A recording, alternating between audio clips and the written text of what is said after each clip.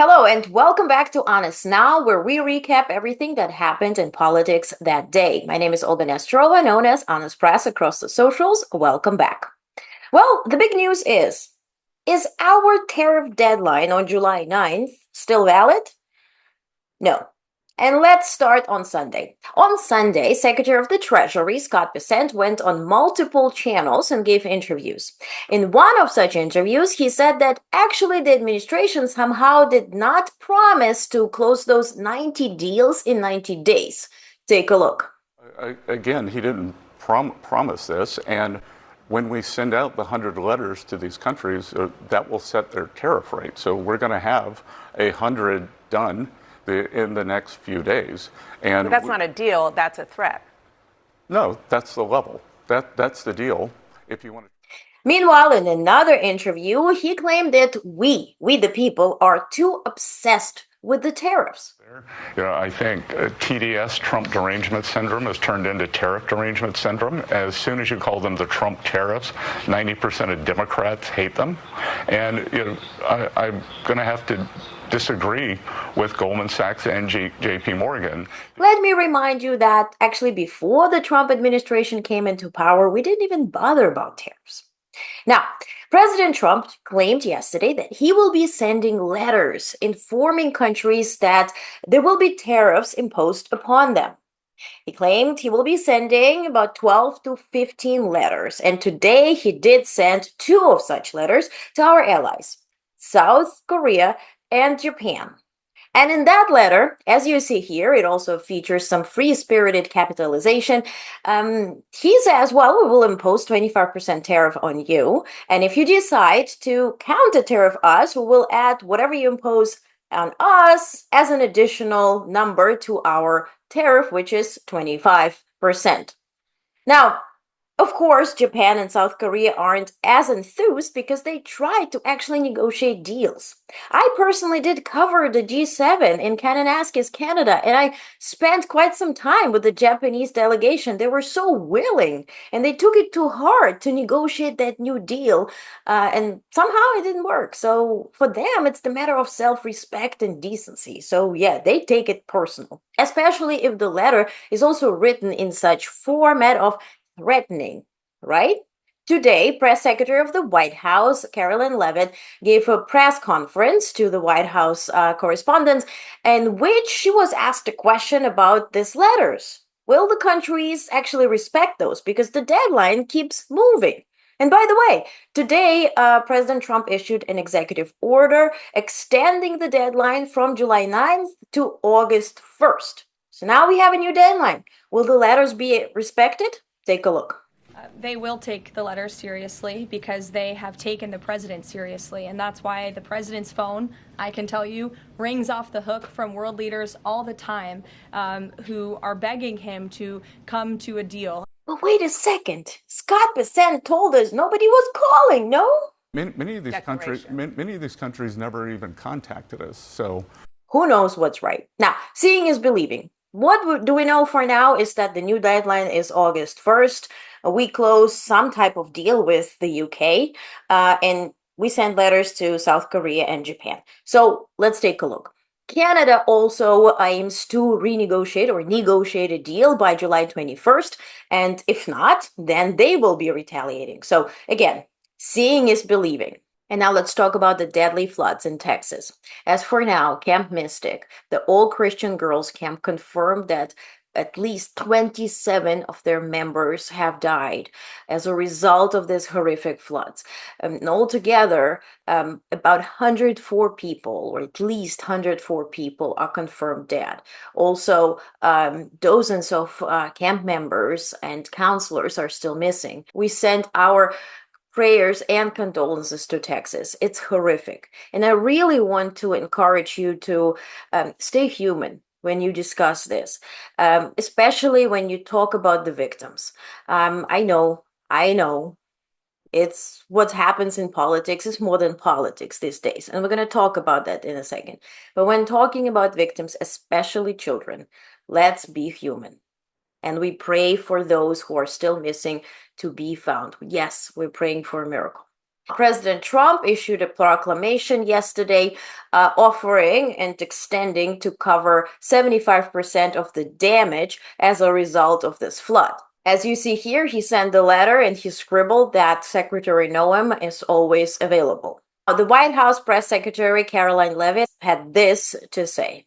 Well, the alerts imminently were sent out before the flood when people were sleeping because the flood hit in the very early hours of the morning. So people were sleeping in the middle of the night when this flood came. That was an act of God. It's not the administration's fault that the flood hit when it did. But there were early and consistent warnings. And again, the National Weather Service did its job. Now, the act of God is actually an insurance term that allows insurance to limit or even avoid paying for damage. So, was that actually the intention of such statement? Who knows? But Leavitt did not stop here. She addressed the media and she blamed the media for asking questions as much as you guys like asking questions as to was the alert system there? Were there enough people working for National Weather Service? Given the cuts, were there enough people and enough, systems available to prohibit this or at least alert people on time? Take a look. So to any person who has deliberately lied about these facts surrounding this catastrophic event, you should be deeply ashamed. At this time, the administration's focus will be on giving the victims and their communities the support they deserve during these recovery efforts in this tragic time. May God bless the great people of Texas, especially the parents who have lost their children. The White House over the weekend sent a press release, as you see here, encouraging people to pray for Texas, which is a noble notion. But again, church, state, we're not all Christians. Now, the questions do remain. Did we have the alert system active? Was it functioning properly? Because when it comes to the county where this happened, they said, well, we don't really have an alert system. And of course, everybody was asleep. And yes, you heard Leavitt. It was during the night. National Weather Service said that they actually issued an alert for this area the day prior and on the day off. What we know for now is that nobody claims responsibility, neither for cuts, nor for malfunctions, nor for actually being unable or unwilling to do more. Yes, we want to believe that everybody is doing his, her, and their best job, but we also have to see how can we prohibit it? What was the cause? Why people were not actually alerted on time or sufficiently? More on that as we get more information. Now to another bad incident today.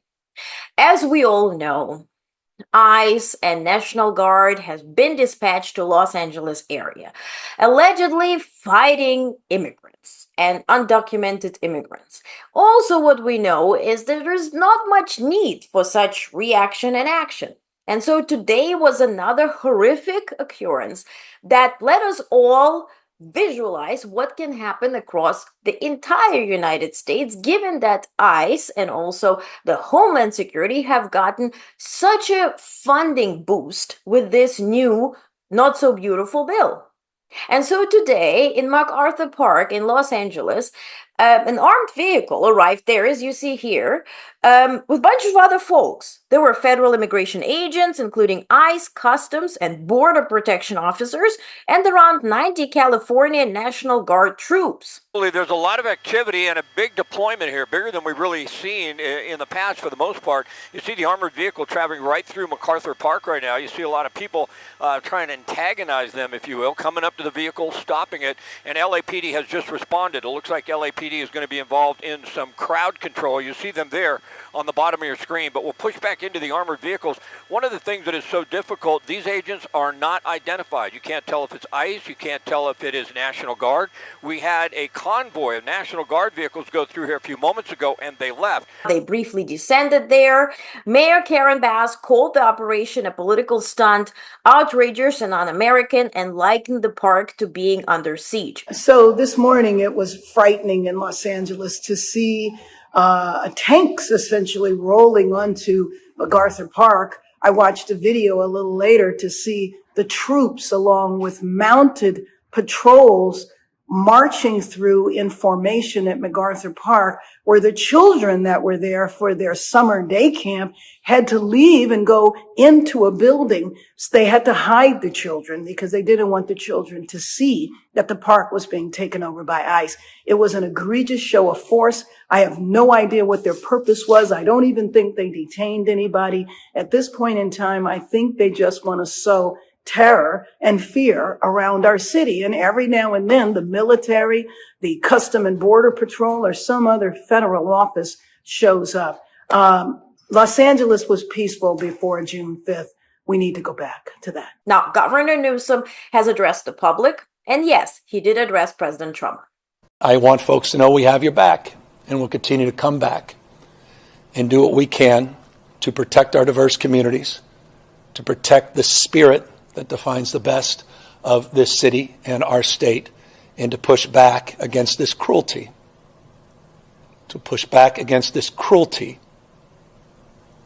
That is being perpetuated by the President of the United States. And now let's talk about the BRICS summit. I did cover it last week where I mentioned that the leaders of Russia and China were not attending, but Prime Minister of India, Modi, was in attendance. And then we learned about the final document that the BRICS summit did produce. The BRICS summit issued a joint statement condemning recent bombings in Iran, calling for more open global trade, and announcing loan guarantees from its development bank to spur investment. Participants also condemned recent attacks on Russia's railway infrastructure and called for a sustainable peace settlement between Russia and Ukraine. Now, during the weekend, President Trump promised to impose 10% tariff on all BRICS allies, but Russia is also a BRICS ally. Well, by the end of the weekend, President Trump said he will not be imposing tariffs, but he will still be imposing tariffs on BRICS members with anti-American policies, for whatever this means. Now, as to executive orders and memorandums issued today, the White House announced an executive order to end subsidies for wind and solar energy. Now, as mentioned, the Office of Communications shared an order extending the modification for reciprocal tariff rates. Now, the suspension of additional duties expires on August 1st, 2025. The Office of Communications also announced a federal hiring freeze until October 15th, 2025. Now, in other news, Prime Minister of Israel, Benjamin Netanyahu, has visited the White House today. He met with Trump and also the Trump administration as a whole, with the whole cabinet. And he started the meeting by showing Trump a letter how he nominated him for a Nobel Prize. I want to present to you, Mr. President, the letter I sent to the Nobel Prize Committee. It's nominating you for the Peace Prize, which is well-deserved, and you should get it. Thank you very much. This I didn't know. Wow. Other commentary included a lot of praise for Trump, praising him for the tremendous impact he has on the region, and also talks about Iran. Now, when talking about Iran and strikes on Iran, President Trump compared it, but in a weird way, to what we did to Japan. Take a look. They did a phenomenal job. It was an amazing job. And I think that was, I was talking to Bibi about it before, that was the very beginning of the end. It ended very quickly after that. I don't want to say what it reminded me of, but if you go back a long time ago, it reminded people of a certain other event. And his Harry Truman's picture is now in the lobby, in a nice location in the lobby where it should have been, but that stopped a lot of fighting. Especially given that we sent this letter to Japan today, I don't know. Now, he was also asked about sending military aid to Ukraine. And let's begin actually with yesterday. While traveling and returning to the White House, President Trump was asked about helping Ukraine. Here's his answer. I am helping Ukraine. I'm helping it a lot. And it's a war that should have never happened. It's a war that should have never started. If I were president, if the election weren't rigged, and it was rigged so badly, and that's come out. Read Miranda Devine in the New York Post. So, again, same story, different day. Today, we had a bit of a glimpse of hope. While meeting with Netanyahu at the White House, Trump was asked about sending more aid to Ukraine. And he said, we will have to send more weapons to Ukraine, well, defensive ones, because a lot of people are dying in this mess. And yes, this is a quote. So again, seeing is believing, but at least we heard some hopeful notion today. Now, in other news, Trump's media, the one that has Truth Social and now Truth Social Plus, this is a TV thing with Roku TV, Fire TV, and all that, has launched globally. They also now include Newsmax and herewith allow Newsmax to be viewed globally, if that's your thing. Now, also during the weekend, Elon Musk has registered his party, which he calls America's Party. He asked people, as you see here online, where should we meet? And this will be so exciting. Also, naturally, President Trump took to Truth Social to react to this occurrence. As you see here is a very long tweet where he again tells that Elon Musk is actually off the rails and is a train wreck and nothing will work out because the system was not designed to have a third party.